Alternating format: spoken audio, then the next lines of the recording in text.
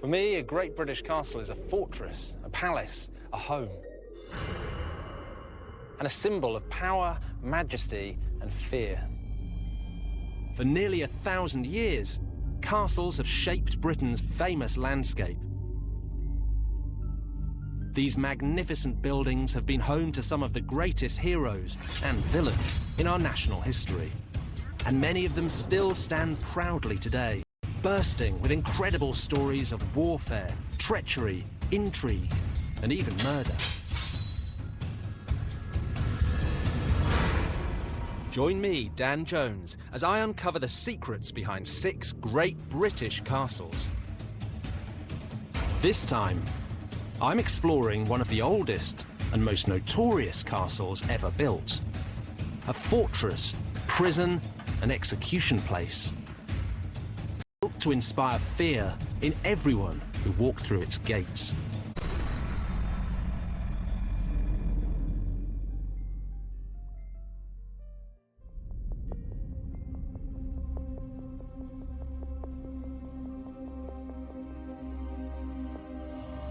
Imagine London, one of the great capital cities, conquered, subjugated, and invaded by aliens. And imagine if they backed up that invasion by building something new, terrifying, and utterly overwhelming. A gigantic piece of military hardware designed to show off the power of the invaders and scare the population after death. This brooding monolith was from another world, but it wasn't science fiction. It was very, very real. Today, the Tower of London is Britain's most visited tourist site. But back in the 11th century, it was the state-of-the-art weapon of a new ruling elite. But of course, it wasn't built by little green men. It was the brainchild of one of the most ruthless kings in English history. William the Conqueror. William was the illegitimate son and heir of the Duke of Normandy, which meant he was actually descended from the Vikings. And like any good Viking, he had a taste for sailing to new lands and taking them for himself. In 1066, he set his sights on England. William took an army across the English Channel and defeated his Saxon rival Harold at the Battle of Hastings. The Norman invasion, perhaps the greatest turning point in English history, had begun. London.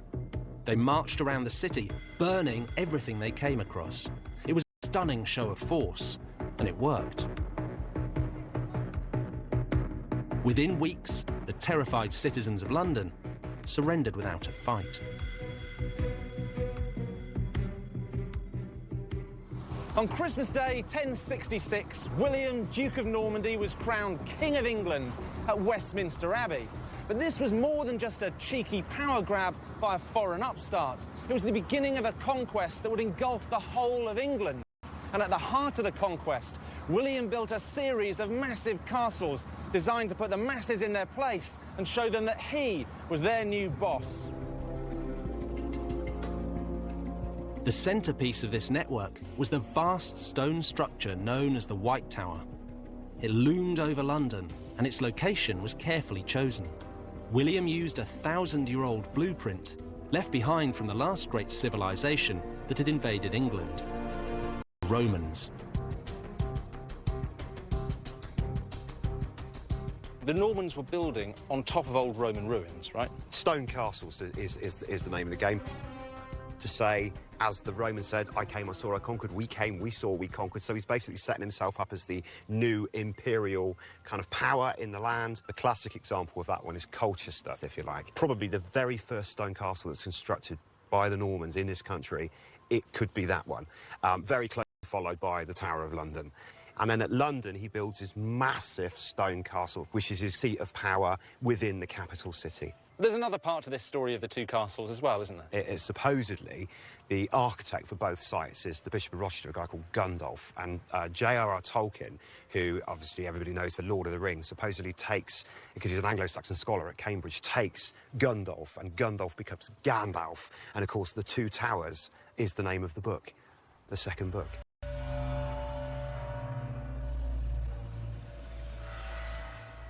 But long before the tower inspired Tolkien, it had a very clear political role. By building in stone, William was sending a message. The Normans were here to stay.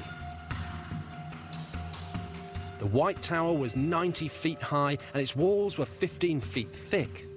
It earned its name because its whitewashed stone walls could be seen for miles around.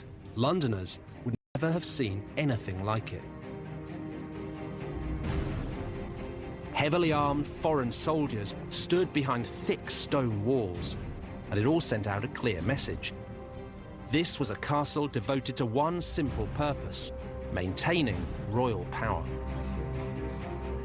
London? Is it across the river with the mayor at City Hall? Is it with the politicians at Westminster? Is it with the money men in the city? Well, in the 11th century, there was no doubt where power lay. This enormous square fortress landed next to London, as threatening and as alien as a spaceship. Placed next to the most important city in England, it took nearly a quarter of a century to build, but it was worth it.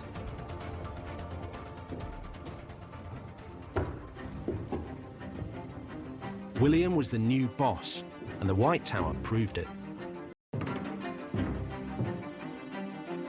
Now, no one in England's capital would dare to disobey their new ruler.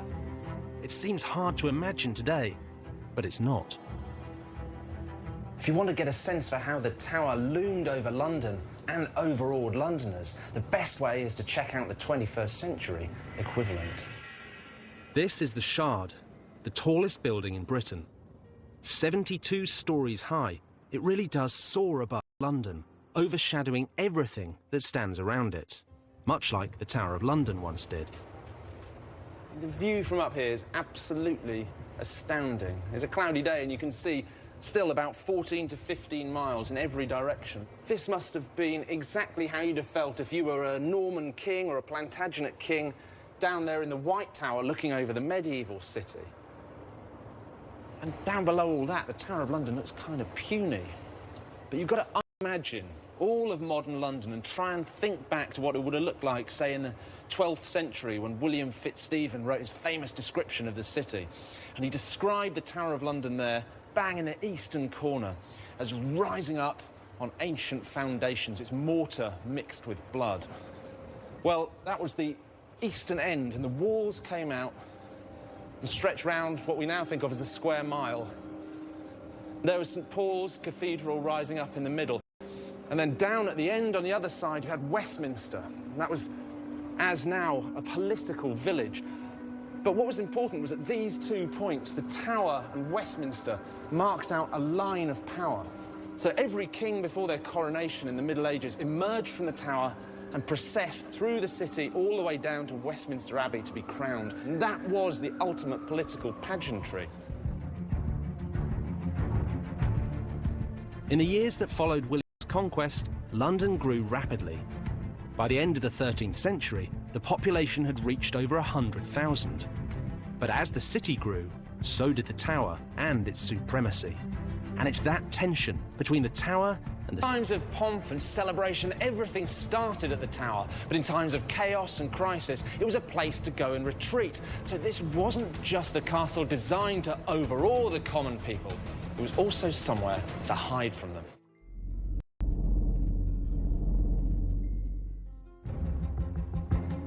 In the 11th century, the White Tower was built by William the Conqueror as a symbol of Norman power. Under the kings who followed him, it grew bigger, stronger, and more menacing. In the 13th century, Henry III extended the castle to the north and east with a curtain wall. And he transformed the interior into a comfortable royal palace, which is how it's been restored today. But much of the modern castle was the work of Henry's son, a king who added a truly deadly reputation to the Tower of London. Henry III's son, Edward I, was a warrior king and one of English history's keenest castle builders. He spent twice as much on the Tower of London as his father, despite only rarely using it as a royal residence. But Edward had a difficult relationship with London and with the Londoners, and he liked to be sure that when he needed to, he could keep his distance from them. Edward built a second concentric curtain wall to enclose the first, and he extended the moat. So the tower we see today is essentially the one he completed, and it was sending a very clear message to the city. Know your place. And know that I am your king. In the Middle Ages, castles weren't just places to house soldiers. They were also heavily involved in royal finance, both as places to keep the king's money and to imprison those who tampered with it. Any kingdom, ancient or modern, depends on a system of commerce, buying and selling, borrowing and lending, and taxation. But it's money that lies at the dark heart of two of the most vicious and violent stories in the history of the Tower of London. Edward I spent his entire reign fighting expensive foreign wars. It cost him a fortune, and it made him obsessed with the currency of the realm. Edward was prepared to deal very harshly with anyone who meddled with his money. Medieval coins were made of silver, a soft metal that was very easy to bend, break, and forge. One of the most common methods of medieval fraud was coin clipping, cutting away the edges of silver pennies, melting down the slivers, and making new, fake coins of your own. Actually stealing from the royal pocket. If you look at the definition of a coin, it's a piece of precious metal whose intrinsic value is equal to its face value and stamped with an official mark guaranteeing its weight and fineness. So it does exactly what it says on the coin. You have a penny, like that. It contains a pennyworth of silver. And they all have to be the same, because that's what money is. It's the weight of the coin. The coins were weighed, not normally counted. So coinage was something that was taken really, really seriously in the Middle Ages. It had sterling qualities. English coin was renowned throughout the entire world. Because it was so pure, so regular. It was good quality and should have been good weight and good standard of silver. Which explains then why anyone who was caught doing, debasing the coin... It was treason. Clipped coins flooded the economy and caused inflation. They made foreign merchants suspicious of doing business with the English, and they reduced the real amount of tax that could be collected from the people. In 1278, Edward decided to get a grip on his realm's money, and the Tower was at the heart of it. Since Edward wasn't using the Tower much as a royal palace, he decided to move the mint within the walls. It was here, on Mint Street, which stretches for 3 sides of the Tower of London. It was an enormous operation. Edward's new mint improved the look of his coins.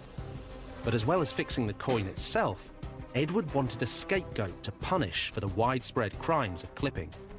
He found one in England's most vulnerable community, a minority that was involved in finance and money lending: the Jews. Edward blamed everyone for coin clipping, but he blamed the Jews more than anyone else. Throughout the 1270s, he'd already been levying punitive taxes on them, restricting their ability to trade and do business. Then, in November 1278, he suddenly rounded up England's whole Jewish population, putting 700 Jews here in the Tower.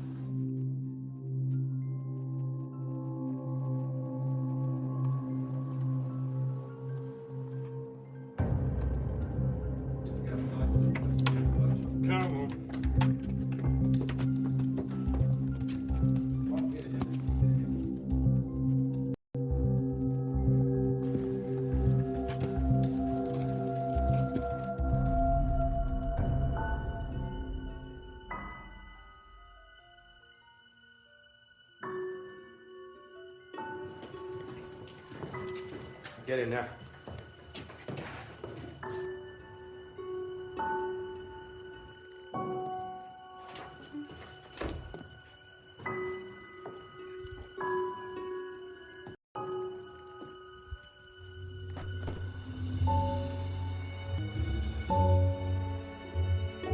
Of all the hundreds of Jews that Edward had imprisoned here in the Tower, almost half were hanged. In fact, for every Christian executed for coin clipping, 10 Jews suffered the same fate. And within a decade, Edward had passed an act of expulsion, banishing the Jews from England for nearly 500 years. This was the worst Jewish massacre in British history. But Edward's actions were met with little more than a shrug from the rabidly anti-Semitic society of medieval England. And what was more, he had bolstered the fearful name of the Tower of London. By the end of Edward's reign, no one would dare to question the authority of the Tower. But 100 years later, the Tower's mighty reputation was blown to pieces as the castle found itself at the centre of the greatest popular uprising in British history, the Peasants' Revolt. In the second half of the 14th century, England was going to the dogs.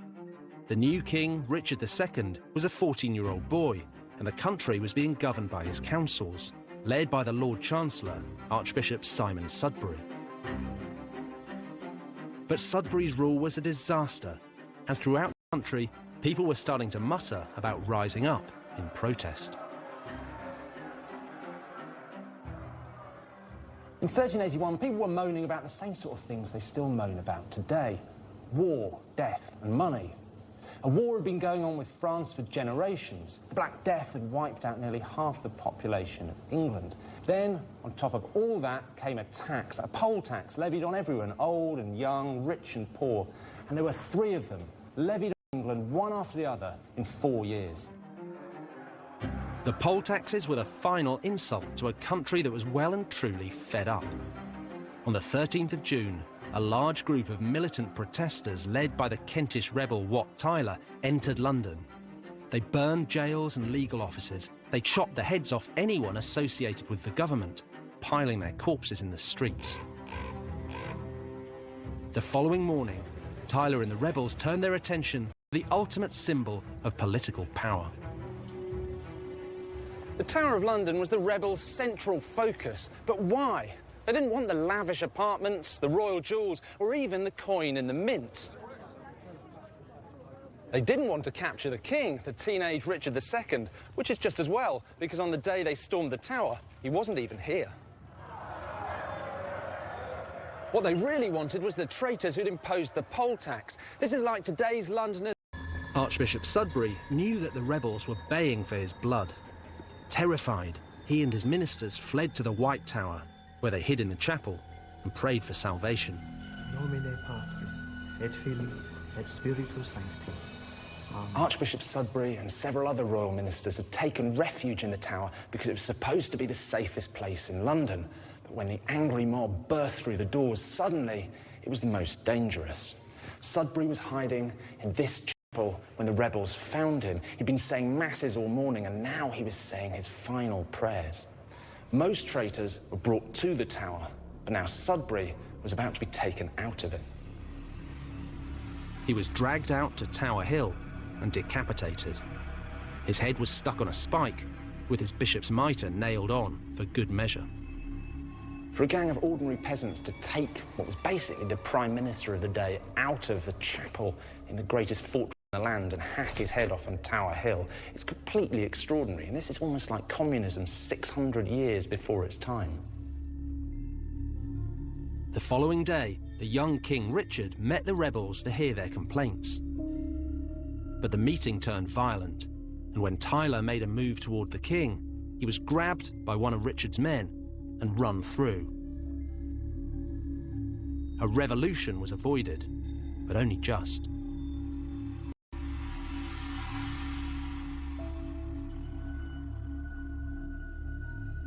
The Peasants' Revolt was one of the most shocking episodes in English history.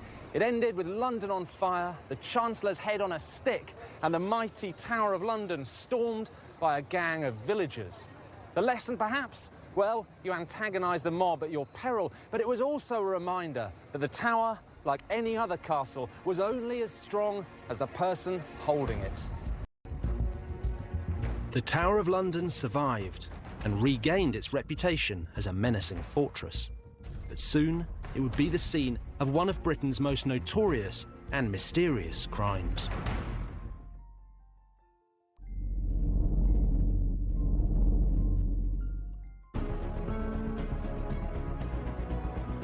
The Tower of London, first built by William the Conqueror, began its long life as a military weapon aimed at the City of London.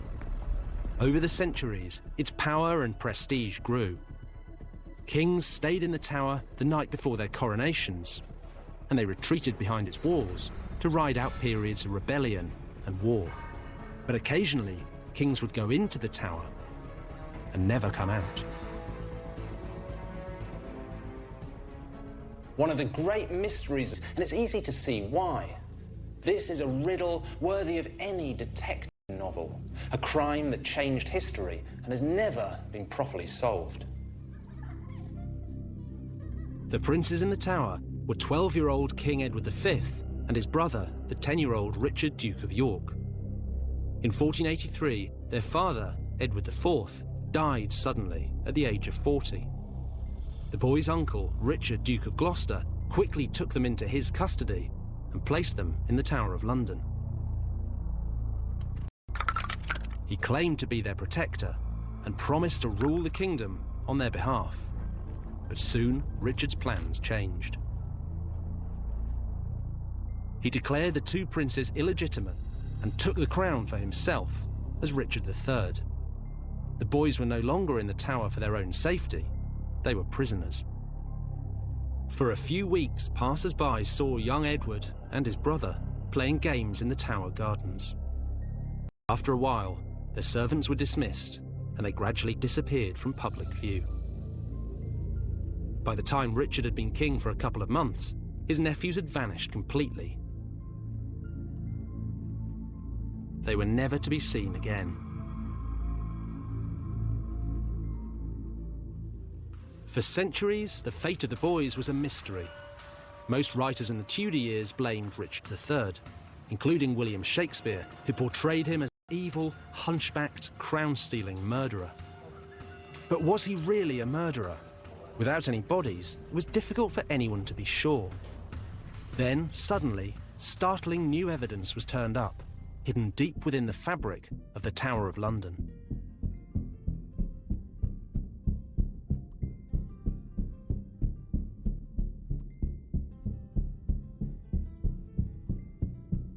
During the reign of Charles II, workmen were remodelling the tower when they found the skeletal remains of two children hidden under this staircase.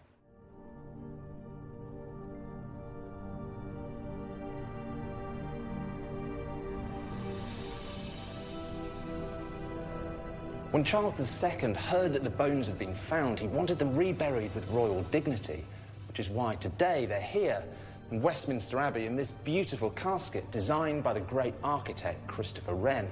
And the inscription on the casket lays the blame pretty squarely at Richard's door. It says he suffocated the princes with a pillow and then usurped the throne.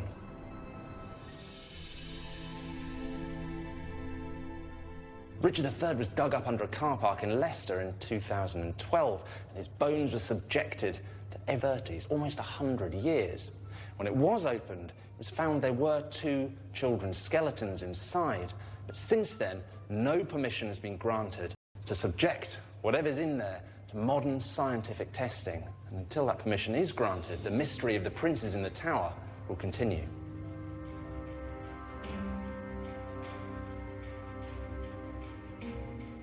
Even if the riddle of the princes in the tower is never solved, their story will continue to be one of the most notorious in British history, and an important part of the legacy of the Tower of London.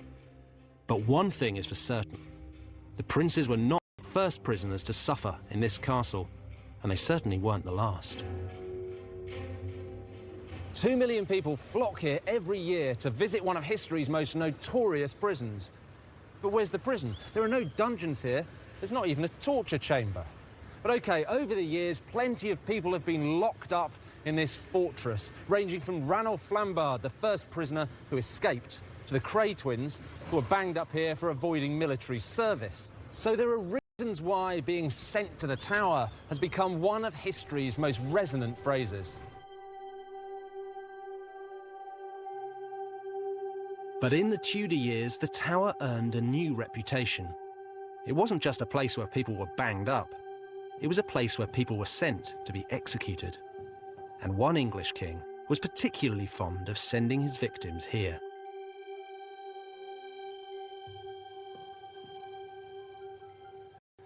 This massive suit of armour was once owned by England's most famous king, Henry VIII. And you look at it, well, it tells you everything you need to know about Henry's self-image. It's big, it's manly, it's virile. It all points very obviously to one place. And this was owned by Henry towards the end of his life in 1540, when he was fat and grumpy and ill and tyrannical. And that's the Henry I associate with the Tower of London, because it wasn't his fortress or his palace or even his playground. It was his personal prison, where he locked up those he thought were traitors.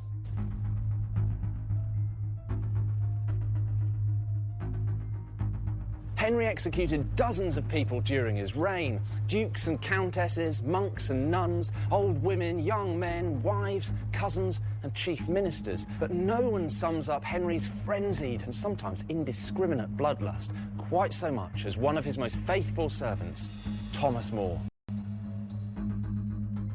Thomas More was a true Renaissance man. He was Lord Chancellor and one of Henry's closest advisors. He was also a deeply spiritual figure, a philosopher, a lawyer, and a famous writer. In 1533, Henry divorced the first of his 6 wives, Catherine of Aragon, and married the second, Anne Boleyn. More thoroughly disapproved, and although he knew it would enrage Henry, he resigned from the House of Commons in protest. As a devout and principled Christian, More couldn't accept Henry's decision to defy the Pope by divorcing Catherine and taking Anne as his new queen. But as one of the king's most powerful ministers, he didn't want to antagonise Henry either, so initially he bit his lip and kept quiet. But then Parliament passed an Act of Succession confirming Anne as Henry's queen and any sons she should have as Henry's heirs, and the king demanded that everybody, including More, take an oath to support it. Caught between his loyalty to the church and his allegiance to the king, More found himself in a desperate and impossible position. Did he follow the orders of his master, or stay true to his basic Christian principles? Here at All Saints, his private chapel in Chelsea, he prayed for guidance, but when he was summoned before the Archbishop of Canterbury, he was given an ultimatum: support the king or suffer the consequences.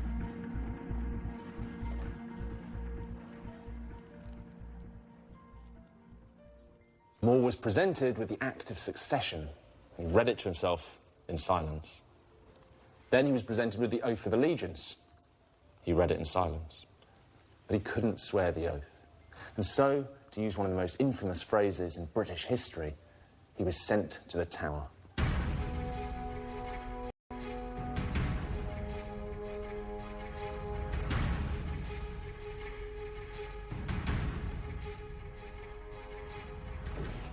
There's some debate about where More was held, but many people think it was here in the basement of the bell tower next to the modern constable's residence, which is normally off-limits to the public. In a way, this bare cell, with its sandstone walls and high vaulted ceilings, feels like a chapel. And as a prisoner of conscience, More spent months here, reflecting on his life and possibly his death. At first, More's imprisonment wasn't too bad. He was allowed to read and write, he could have visitors, he could take walks in the grounds of the tower. This was more like a civilised house arrest than being chucked in a dungeon. But within months, Parliament had passed yet another act, making Henry the absolute head of the Church in England. And cutting the country off from the authority of the Pope. The pressure on More was building. They may have been lifelong. As one of the most highly respected men in all of England edged slowly towards his doom, More himself described what happened next. So, Andrew, what is this collection we have here? We have a set of 16th century transcripts of the works of Thomas More. So much of it. So now we know what More's been accused of, but what was his punishment? Because that's in here as well, isn't it? So we are told that he's going to lose all of his properties, his land shall be deemed and adjudged in our said sovereign and his heirs in like estate, form and condition as they were before. So what we're saying here is that everything that Henry's given to Thomas More over the years that More's been in favour is now being taken back. He's ruined. Yeah, he loses absolutely everything. But what about More personally? Halfway down this page, we read, "and also shall suffer such pains of imprisonment of his body." So that great old phrase, sent to the Tower, that's the rest of More's life. Exactly. The ruthlessness of Henry, I suppose. Absolutely. And by this stage, I mean, he was a complete monster. He really was. More was visited twice, in May and June 1535, in an attempt to get him to take the oath of allegiance. But he saw this as a real dilemma. On the one hand, he was a devout Catholic. On the other, a loyal subject of the king. And he said, this Act of Parliament is like a two-edged sword, for if a man shall swear one way, it will confound his soul. If he swears the other way, it will confound his body. In other words, he was damned if he did, and damned if he didn't. In the end, when he was pressed to take the oath, More remained silent. On the 1st of July 1535, Thomas More was taken from the Tower of London to Westminster, where he was tried for high treason. His accusers deliberated for just 15 minutes before giving their verdict. More was found guilty of treason and he was sentenced to be hanged, drawn and quartered. He was taken by boat downriver to the Tower to await his fate. Having defied his king, More was sent back to this room to contemplate his awful fate. On the day before he was due to be executed, he wrote one final letter to his beloved daughter, Margaret. What does More have to say? Because this is the day before he was going to be executed. There must be quite an emotional letter for him to have written to his daughter. He says, "I never liked your manner toward me better than when you kissed me last. For I love when daughterly love and dear charity have no leisure to look to worldly courtesy." God, that's incredibly touching, isn't it? So he's referring to just after his trial when he's been sentenced to death and he's being escorted back to the Tower, and Margaret has been waiting, sees him and that obviously uplifted him and gave him great comfort. She really seemed to understand him, and she seemed to really understand why he felt unable to swear the oath of supremacy, and she supported him in that decision. And I think, you know, we're kind of sitting in front of More putting pen to paper, imprisoned in the Tower of London. It doesn't get much more spine-tingling than that, really.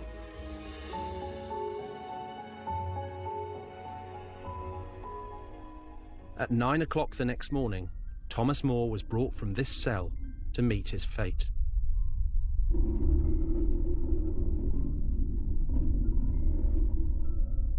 In the end, he wasn't hanged, drawn and quartered, but simply beheaded as a traitor.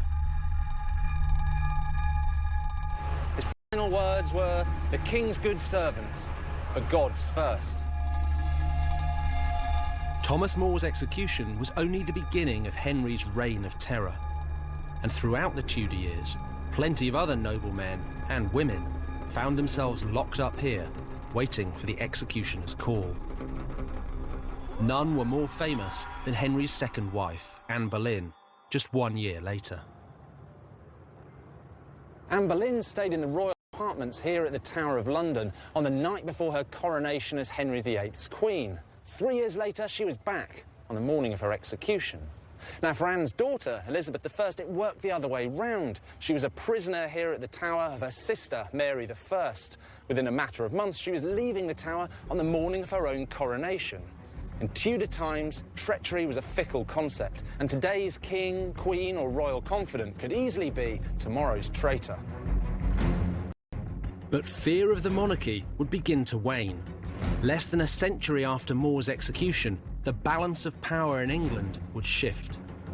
Soon, the dominance of the Tower of London would be overshadowed by the will of the people.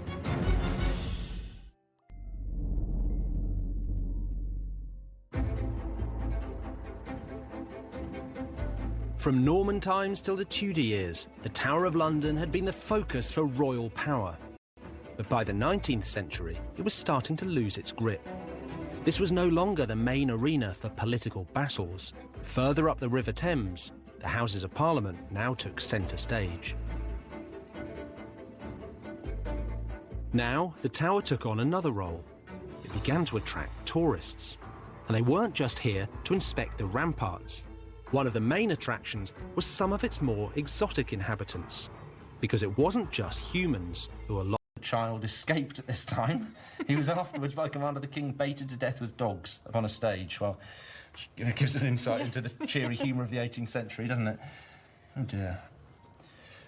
What's amazing is this tiny little book is one of the first known guidebooks to the Tower of London, and it's full of miniature portraits of animals. It's extraordinary to think that for 600 years, the Tower was home to the Menagerie, or London's main zoo.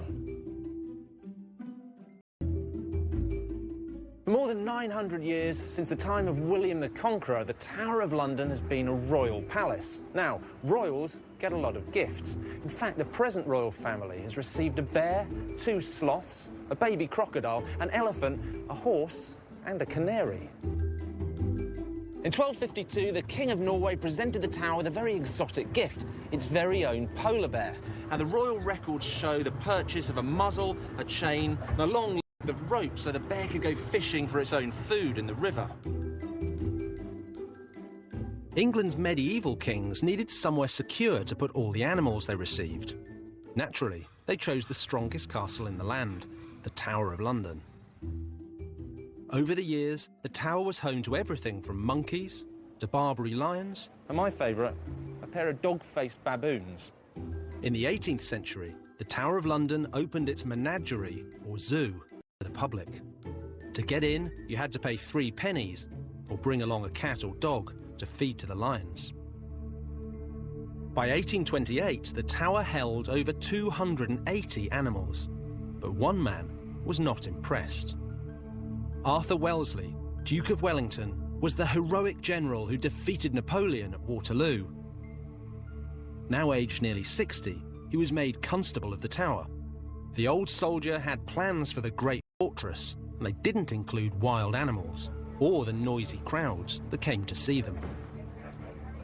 As far as the Duke of Wellington was concerned, the Tower was a barracks for troops, not a circus or a zoo. On top of that, the place was filthy, the water in the moat was fetid, and there was cholera among the troops. Now, Wellington was a founding member of the Zoological Society, and to his mind, cleaning this place up meant the animals had to go. The Duke of Wellington knew that housing wild animals in a medieval fortress was an accident waiting to happen. And he was right.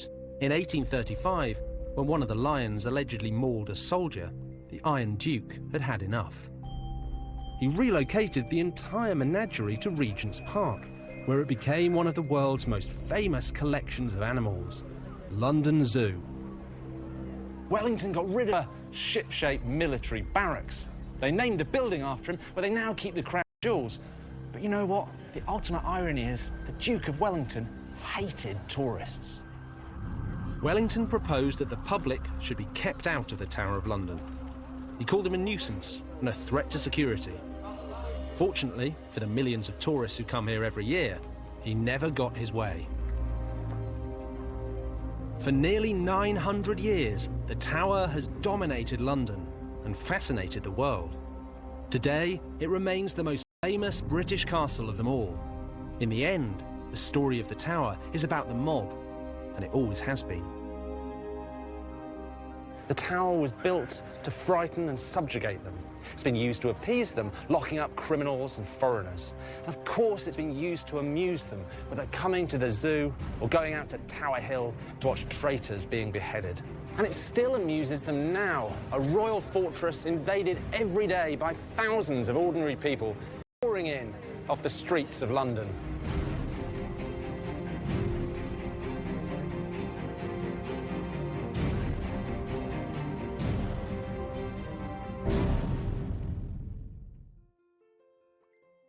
Next time, I'm uncovering the secrets of Warwick Castle. A place where kings have been imprisoned, royal favourites murdered, and Hollywood stars entertained. For some, Warwick has been the source of limitless power. For others, a poisoned chalice. And you can catch all that next Thursday at 7. A storm is approaching and it's going to be trucking hell on the frozen frontier tonight. Stay tuned for a hair-raising ride as the Ice Road Truckers return with a new series here on Channel 5. That's coming up next.